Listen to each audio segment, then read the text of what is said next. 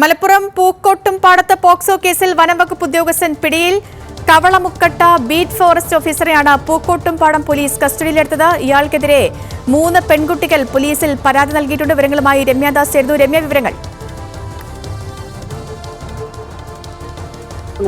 അതായത് ബസ്സിൽ വെച്ച് പ്രായപൂർത്തിയാവാത്ത വിദ്യാർത്ഥികളോട് അപമര്യാദയായി പെരുമാറിയതിനാണ് അമരമ്പലം ചതിക്കുഴി ഫോറസ്റ്റ് സ്റ്റേഷനിലെ സെക്ഷൻ ബീറ്റ് ഓഫീസറായ ഷിഹാനെതിരെ ഇപ്പോൾ പോലീസ് കസ്റ്റഡിയിൽ എടുത്തിട്ടുള്ളത്. ഇന്നലെ വൈകാതെ തന്നെ ഇയാളുടെ അറസ്റ്റ് രേഖപ്പെടുത്തും. അതായത് സംഭവം നടക്കുന്നത് ഇന്നലെ വൈകിട്ട് ബസ്സിൽ വെച്ച് 3 വിദ്യാർത്ഥികളോട് അപമര്യാദയായി പെരുമാറി എന്നുള്ളതാണ് വിവരം. തുടർന്ന് വിദ്യാർത്ഥികൾ ബസ്സിലെ യാത്രക്കാരോടും നാട്ടുകാരോടും വിഷയം പറയുന്നു. തുടർന്ന് ഇവർ വിഷയത്തിൽ ഇടപെടുകയും ഇയാളെ പോലീസിൽ ഏൽപ്പിക്കുകയുമായിരുന്നു. ഇപ്പോൾ നിലവിൽ ഇയാൾ പോലീസ് കസ്റ്റഡിയിലാണുള്ളത്. വൈകാതെ തന്നെ അറസ്റ്റ് രേഖപ്പെടുത്തും. സേതു.